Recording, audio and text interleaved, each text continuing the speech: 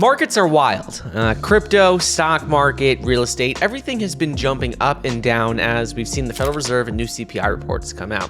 At first, we saw markets take a massive hit just to be followed by a huge rally. And the big thing right now with markets, despite any data, is that now is not the point to be selling. If you're looking at what the markets have done over the last few months, stock market is down over 20-30%. Crypto is down over 50%. And now is not the point to be selling if you didn't sell already. Now is the time to be buying in, even though it may not be the exact bottom. Because if you historically look 2-3 years out from now, this is the best time to be buying. When we've seen these massive 20, 30, 40% corrections, you always end up better a couple years down the road. So right now what we've seen is new CPI data came out, and we saw that CPI showed not good numbers all across the board. Estimates were projecting 8.1% year-over-year inflation, but we saw 8.2%. In addition, month over month, we saw a 0.4% increase in September. And if we look at this on the surface, it's not good. But what is good, and why the markets did end up reacting positively to this, is that everyone was already expecting this.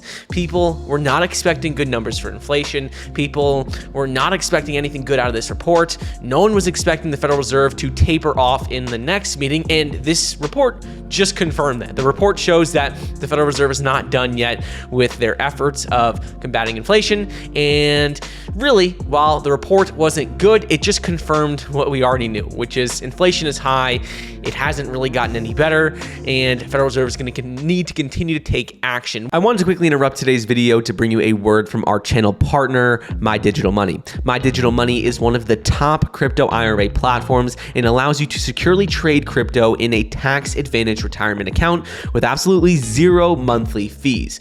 Recently, we've seen dozens of cryptocurrency trading platforms fall one by one, some declaring bankruptcy, others getting hacked, and more declaring that if you put your funds on their platform, you could lose all of your coins in the event of a bankruptcy. And that is why security is the #1 priority for My Digital Money. With My Digital Money, your funds are locked. Your money is not used by the company or anyone else by that matter, and they keep all of the crypto on their platform in cold storage in a legitimate ex-military bunker, which is disconnected from the web, and it keeps everyone's investment secure.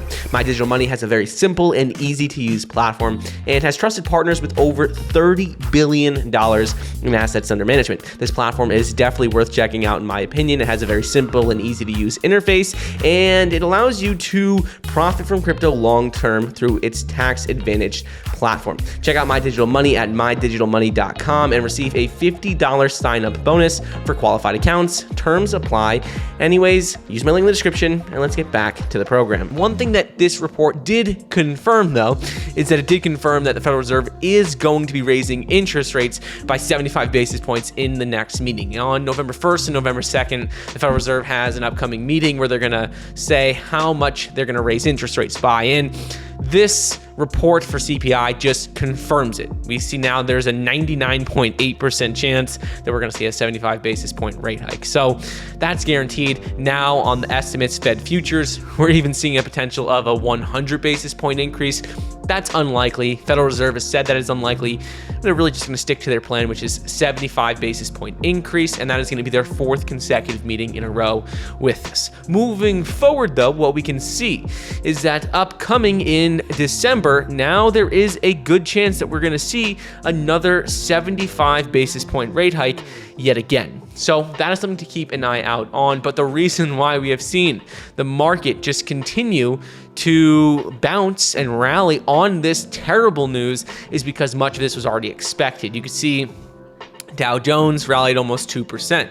S&P 500 rallied almost 2.6%. Bitcoin was up over 1.4%. And we've seen that massive dip and rally simply because everyone who had shorted the event, shorted CPI data, were covering their positions. Anyone who had puts were covering their positions, basically taking profits. And then as soon as that happened, it caused a rally and a push higher. Last thing I want to go over, though, is what's been going on with IMF, because IMF has been warning of a potential recession. We've seen CEO of JP Morgan and Chase warn of a recession. We've seen a lot of big name economists and CEOs and companies warn of a recession. So what does that exactly mean? Well, what that means moving forward is right now the IMF is predicting far slower growth than they had originally anticipated. In 2023, they're projecting 2.7% year-over-year growth. This is down from their previous estimate of 2.9%, and they're saying that the worst is still yet to come. So this is something just to keep an eye out on, because they are saying that we're expecting to see the weakest growth profile since 2001. They're saying the worst is yet to come, and that we're seeing slower growth in 2023. So what that shows us is that even though we're seeing this small rally right now, it doesn't convince me that the bottom of the market is in. Yes, I still think now is a great time to be buying. If you're a long-term investor, if you have at least a one-year outlook, I think now is a great time to be buying. But in the short term, we still could see more pain simply because historically, the market doesn't bounce back before a recession even starts. And right now we have not really seen the economy enter into a recession. Unemployment is still extremely low. We haven't seen that rise. Wages are still up. We haven't seen historic marks of a recession just yet. So it doesn't seem likely that the bottom is going to come before a recession. And if the IMF is predicting one, it means that we're going to be wallowing around these levels for a bit longer. So right now, my plan is continuing to buy into positions I believe in long term, like Bitcoin, a number of high growth tech stocks, more even value now you could say, which are Apple, Google, Amazon, Microsoft, those. I'm looking a lot at Salesforce, and also for crypto, obviously Bitcoin, Ethereum, Cardano, some of the top names there. But me, my investment profile is more at least 2, 3, 4 years out from now. That's why I'm very comfortable buying at these positions. But keep an eye out on new data, because there's a lot of volatility in these markets as of recently, and things are really, really wild.